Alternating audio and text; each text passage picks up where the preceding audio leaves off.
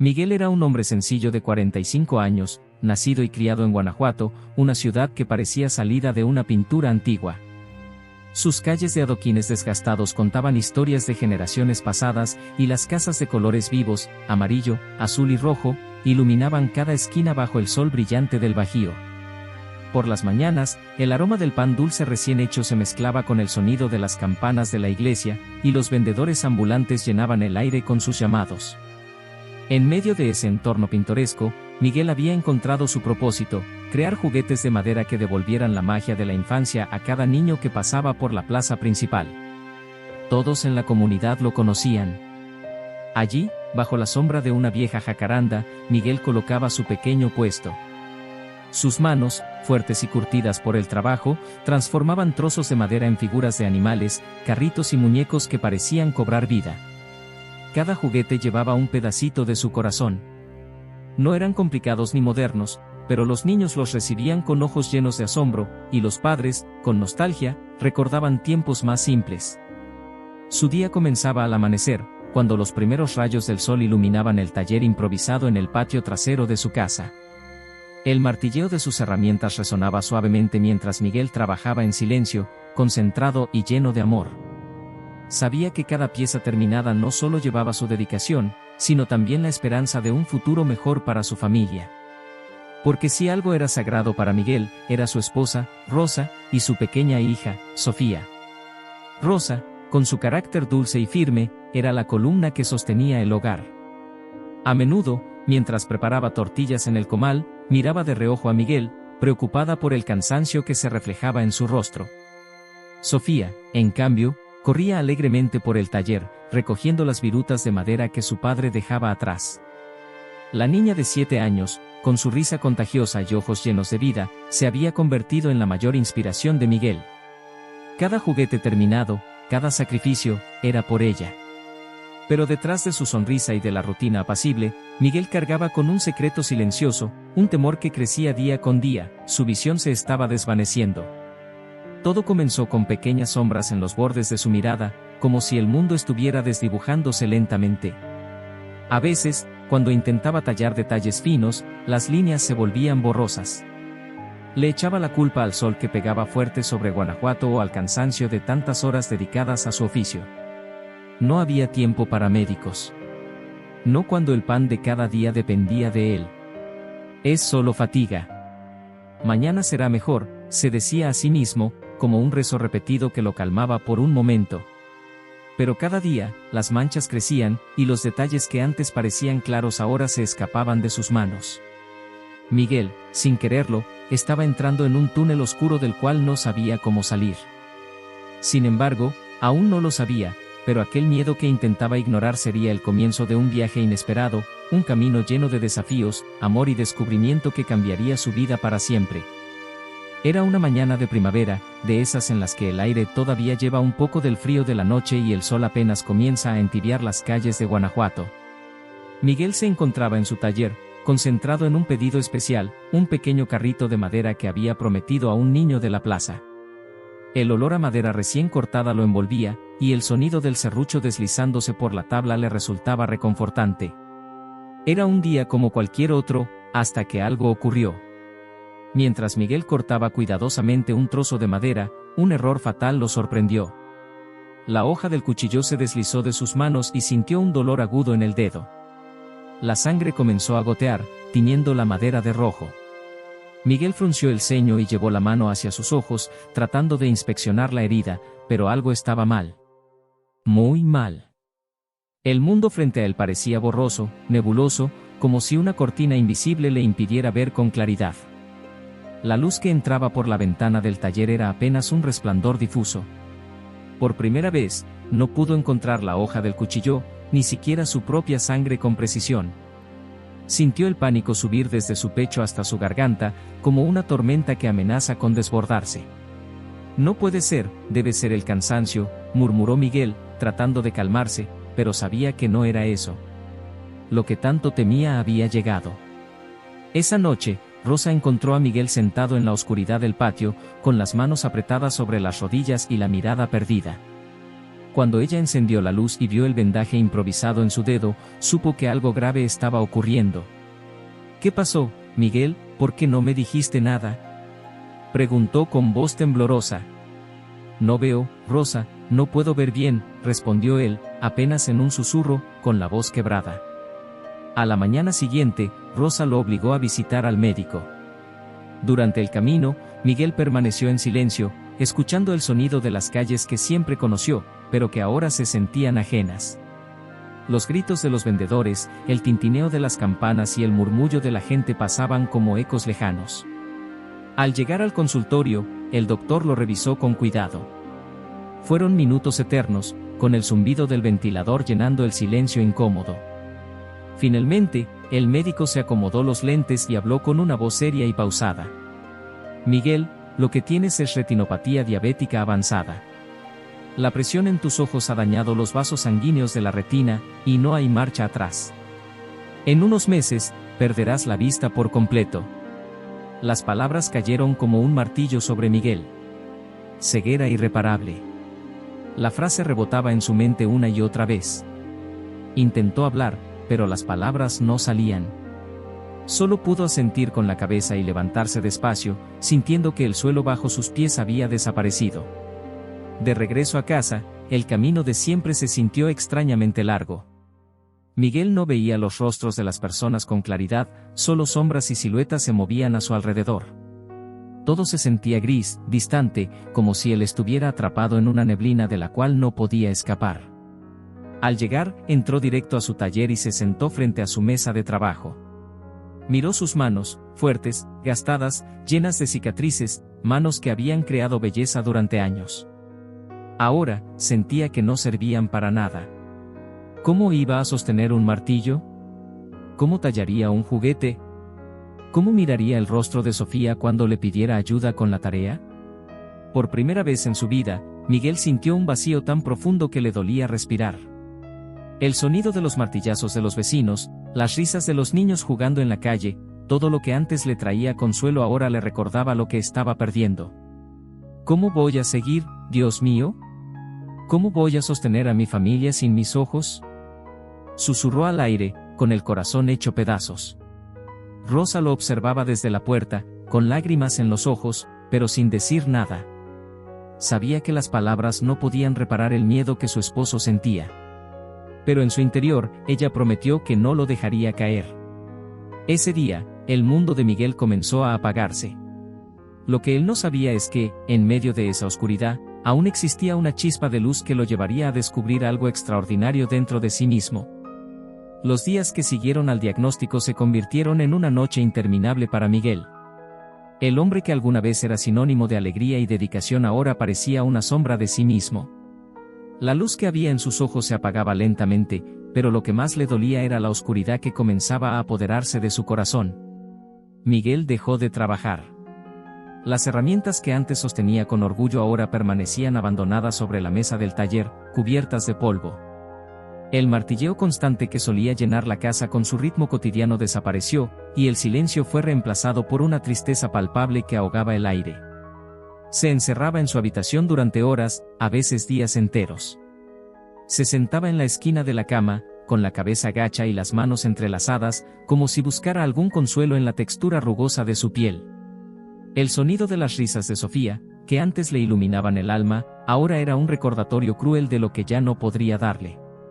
«Papá, ¿ya no vas a hacerme un caballito de madera?», preguntó Sofía una tarde, con su voz inocente. Miguel sintió un nudo en la garganta. No pudo responder. Apenas asintió con la cabeza, mirando hacia donde creía que su hija estaba, aunque solo veía sombras. Sofía salió de la habitación con un suspiro, y Rosa, quien había estado observando desde la puerta, sintió que el corazón se le rompía un poco más. Su esposo, el hombre fuerte y resiliente que siempre encontraba una solución a cualquier problema, ahora parecía derrotado, atrapado en una cárcel sin barrotes. Las noches eran aún peores. Miguel apenas dormía. Pasaba horas sentado en la oscuridad, escuchando los sonidos de la casa y del pueblo al que pertenecía. Los grillos en el patio, los pasos lejanos de algún vecino, el eco de las campanas de la iglesia que marcaban la hora. Todo seguía igual afuera, pero dentro de él, todo había cambiado. Una noche, mientras Rosa lo encontraba de nuevo en silencio, decidió acercarse. Con cuidado, se sentó a su lado en la cama. La luz tenue de la luna entraba por la ventana y perfilaba el rostro de su esposo, ahora marcado por el cansancio y el dolor. Miguel, comenzó ella con voz suave, como quien quiere calmar a un niño asustado, sé que tienes miedo. Pero no estás solo.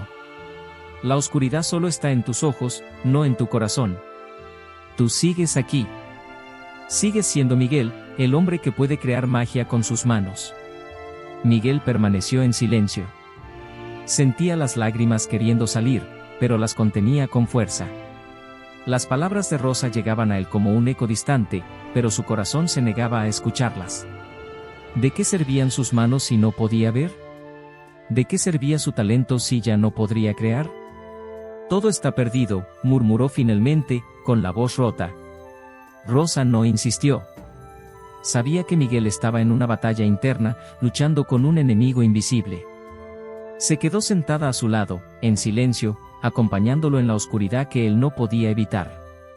Los días continuaron así, con Miguel encerrado en sí mismo, como un barco que se ha soltado de su ancla y se pierde lentamente en el horizonte. La depresión lo consumía, y cada pequeño intento de Rosa y Sofía por sacarlo de ese abismo parecía inútil.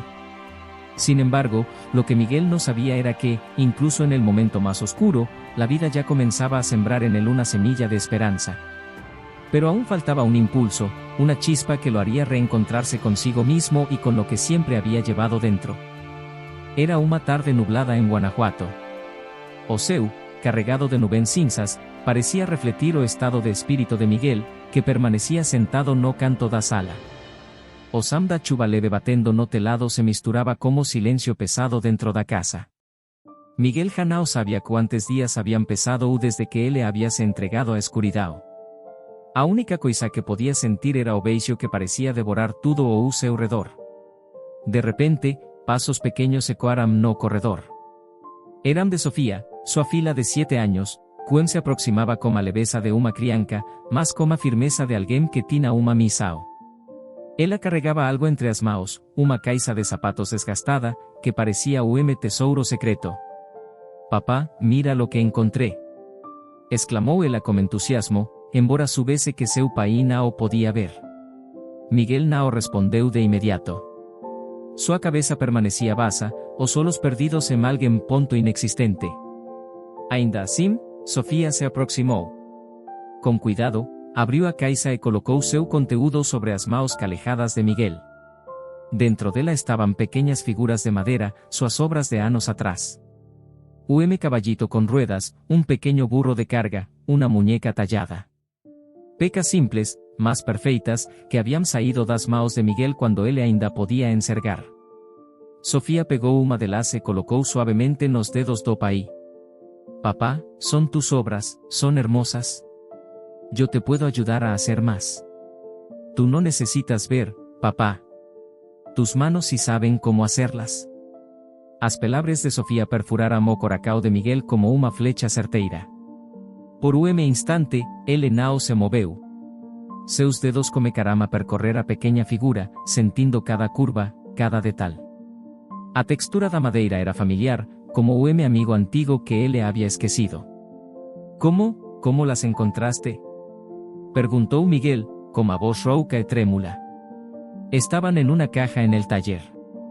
Las guardé porque son muy especiales. Papá, yo puedo ser tus ojos. Tú me dices cómo, y yo te ayudo, por favor, inténtalo. Miguel respiró fundo. As pelabres inocentes de su fila ecoaban dentro dele, rompendo lentamente as paredes que había construido o seu redor. Era verdade. Ele não podía ver, mas suas maos ainda estaban ali. Maos que habían criado tantas coisas, maos que sabían trabalhar no escuro, guiadas pelo coracao e pela memoria. Por un instante, Miguel fechou os olhos. Ele não precisaba más olar para perceber o que seguraba. A madeira era vida. Era amor, esperanza e o que ele daba sentido. Algo dentro dele, uma chispa muito apagada, comecou a renascer. Naquela noite, quando Rosa chegou ao quarto, encontrou Miguel sentado na mesa da sala, como un bloco de madera entre as maos. Sofía estaba ao seu lado, segurando suas ferramentas. Papá quiere intentarlo, mamá. Le voy a ayudar. Rosa levou as maos ao peito, como solos chellos de lágrimas. Não diz nada, apenas observou enquanto Miguel, como un suspiro profundo, pegaba o formao pela primeira vez en semanas. Ele moveu os dedos pela madeira, sentindo seu peso, suas curvas e suas imperfeições. Dime, Sofía, ¿cómo se ve? Es un bloque, papá, pero pronto será un caballo. Como los que tú siempre haces. Miguel sorriu pela primeira vez en muito tempo. Sua fila tinha razão, ele não precisava ver o mundo para recriá-lo com suas mãos. Ali, naquela pequena sala, rodeado pela voz doce de Sofía e pelo olhar esperançoso de Rosa, Miguel sentiu algo que não sentia há muito tempo, uma faísca de esperança, como o emerau de luz rompendo a escuridão. Naquela noite, o som do martelo e das ferramentas voltou a ecoar pela casa. Era o som suave, ritmado, quase como o coracao batendo. Miguel estaba longe de ter recuperado tudo, mas pela primeira vez, ele decidiu tentar, guiado pelo amor de sua família e pela certeza de que, mesmo na escuridão, ele ainda tinha algo a oferecer ao mundo. Los días siguientes marcaron un nuevo comienzo para Miguel. Con la paciencia de un hombre que había decidido enfrentar la tormenta, comenzó a reaprender su oficio, confiando no en sus ojos, sino en el toque de sus dedos. Cada pieza de madera era un desafío, una oportunidad para demostrar que, aunque el mundo se hubiera apagado frente a él, su talento seguía intacto. Rosa preparaba el taller todas las mañanas, despejando la mesa y colocando las herramientas en un orden meticuloso que Miguel pudiera memorizar. Sofía, con la inocencia y energía que solo una niña podía ofrecer, se convirtió en su guía, sus ojos y su motivación. «Papá, esta madera es muy lisa, ¿la sientes?», preguntaba ella mientras deslizaba una tabla en sus manos. Miguel asentía, dejando que sus dedos exploraran cada centímetro. Poco a poco, comenzó a confiar en el tacto, dejando que la memoria de años moldeando madera guiara cada movimiento. Al principio, las piezas salían torcidas. Un caballo sin patas rectas, un carrito con ruedas que no giraban. Hubo frustración, golpes de martillo demasiado fuertes y noches en las que Miguel quiso abandonarlo todo. «No puedo, Rosa, esto no sirve», murmuraba, con la cabeza entre las manos. Pero Rosa no lo dejaba caer. Con una voz firme, le respondía: «Sí sirve, Miguel. Cada día lo haces mejor. No te detengas». Con el tiempo, Miguel aprendió a escuchar la madera, a sentir cómo respondía al cuchillo y al martillo. Sus manos, que al principio temblaban de incertidumbre, comenzaron a moverse con la misma habilidad de antes, incluso con más cuidado. Aprendió a detectar las imperfecciones y a pulir cada figura hasta que quedara perfecta al tacto. Sofía, siempre a su lado, se emocionaba con cada avance. «Papá, este caballito quedó hermoso. Tiene la cabeza perfecta. Solo le falta el color». «¿Qué color le pondrías, hija?», preguntaba Miguel, sonriendo. «Rojo, como los que a mí me gustan».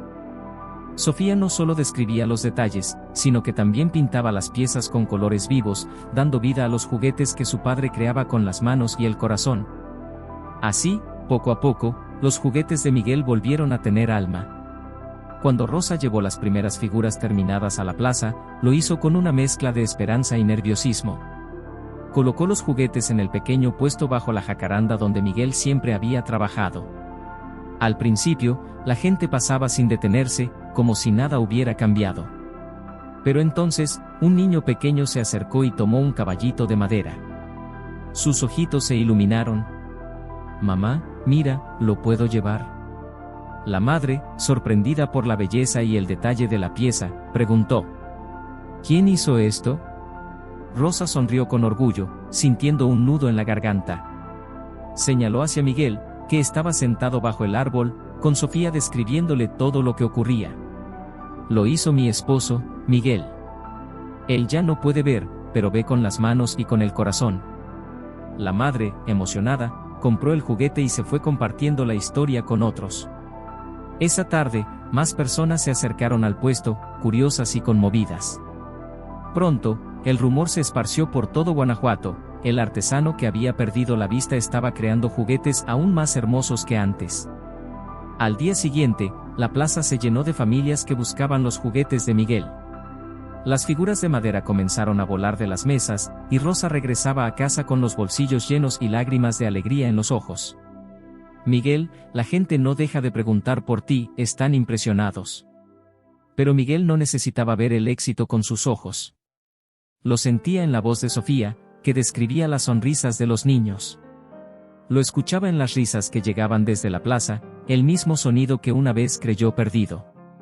Papá, lo lograste. Te dije que podías hacerlo. Miguel sonrió, tomando las manos de su hija entre las suyas. Había descubierto que la verdadera visión no estaba en los ojos, sino en la capacidad de ver con el alma. El amor de su familia y su fuerza interior lo habían sacado de la oscuridad, y ahora, sus juguetes no solo llevaban madera y pintura, sino una historia de lucha y esperanza que tocaba los corazones de todos. La gente ya no iba a la plaza solo por juguetes. Iban por la historia de Miguel, el hombre que había demostrado que, incluso en la oscuridad más profunda, el talento y el amor podían brillar como la luz más brillante. Los años habían pasado con la calma de un río que recorre su camino sin prisa, pero con certeza. Ahora, Miguel estaba sentado en su vieja silla de madera, esa que él mismo había reparado tantas veces, en el patio de su casa. El tiempo había pintado su cabello de blanco y trazado arrugas profundas en su rostro, pero sus manos seguían siendo las mismas, fuertes, firmes y llenas de vida. Frente a él, Sofía, ya una mujer adulta y segura, hablaba con un periodista local que había venido desde lejos para conocer la historia del artesano que venció a la oscuridad. Sofía lo relataba con orgullo, su voz pausada y suave, como quien guarda cada palabra en un rincón especial del corazón. Mi padre perdió la vista, sí, pero encontró algo mucho más grande, una forma de ver el mundo con sus manos y con su alma. Nunca dejó de crear, porque su talento no dependía de sus ojos. Miguel sonrió al escuchar a su hija. Con una mezcla de nostalgia y alegría, dejó que sus dedos recorrieran una pequeña figura de madera que descansaba en su regazo, un caballito de juguete, igual al primero que había tallado años atrás.